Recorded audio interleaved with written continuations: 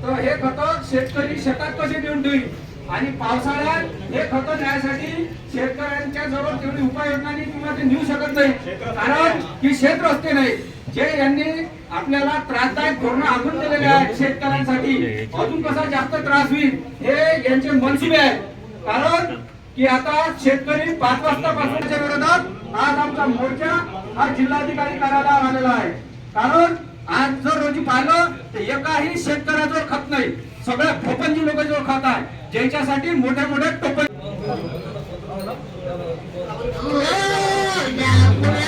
तुम्हारे साथ हैं, दिल्ली पाटील तुम आगे बढ़ो, हम तुम्हारे साथ हैं, शेतकऱ्यांना न्याय मिळालाच पाहिजे. जय मुनगर, अमर रहे, अमर रहे, अमर रहे, अमर रहे, अमर रहे, अमर रहे, अमर रहे, अमर रहे, जय बुनकर अमर रहे, अमर रहे, अमर रहे. जय बुनकर अमर रहे. शेतकऱ्यांना घर मिळालेच पाहिजे, शेतकऱ्यांना घर मिळालेच पाहिजे.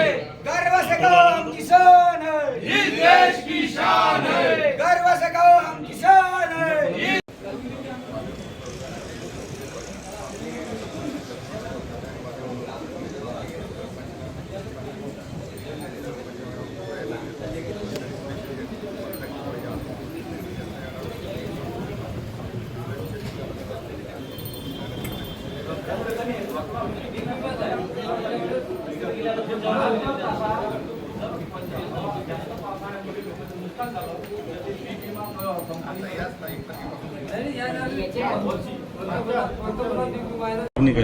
आमची प्रथम मागणी आहे की जे यांनी बफर स्टॉक केलेला आहे तालुक्यात खतांचा तो बफर स्टॉक यांनी रिलीज केला पाहिजे. कारण की आता जे गरीब आणि छोटे शेतकरी आहे 1 ते 5-6 एकरावाले त्यांनाच आज खते नाहीत मिळालेली आहेत. हे सर्व जिल्ह्यातली वस्तुस्थिती आहे. कारण सर्व शेतकरी हे सकाळी 5 वाजतापासून लाईनी लावून राहिले आणि 11 वाजता त्यातल्या अर्ध्या शेतकऱ्याला खत मिळते आणि अर्ध्या शेतकऱ्याला मिळून नाही राहिलं. जो यांनी बफर स्टॉक केलेला आहे तो स्टॉक आमच्या तालुक्यात सर्व तालुक्यात जिल्ह्यात पोचलेला आहे. तो स्टॉक रिलीज करून शेतकऱ्यांची जे आता पिळवणूक होऊन राहिली ते थांबली पाहिजे. आणि दुसरी मागणी आहे आमची 4 ट्रिगर विमा संदर्भात की जे 72 तासात शेतकऱ्याने कंप्लेंट केल्यावर अतिवृष्टी झाली, जास्त पावसाळा झाला तर त्याच्या संदर्भात शेतकऱ्याला पीक विमा मिळत होता, तो या 25-26 पासून यांनी बंद केलेला आहे.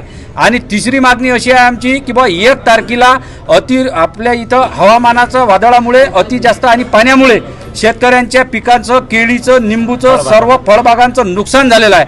तर त्या नुकसानी संदर्भात त्यांचे पंचनामे करून त्यांना तत्काळ मदत देण्यात यावी. ह्या आमच्या 3 प्रमुख मागण्या आहेत.